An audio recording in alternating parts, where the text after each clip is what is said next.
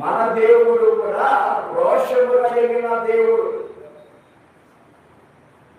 ఆ రోషము కలిగిన దేవుడు ఎవరైతే ఆయనను ద్వేషిస్తూ ఉన్నారో, ఏం చేయబోతున్నాడంటే, మీరు నన్ను ద్వేషించొద్దు, నన్ను ప్రేమించండి అంటున్నాడు. ఏమన్నాడు?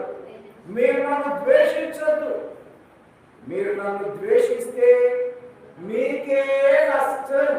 ఏమన్నాడు? మీరు నన్ను ద్వేషిస్తే, మీరు నాకు దూరంగా ఉంటే మీకే నష్టం.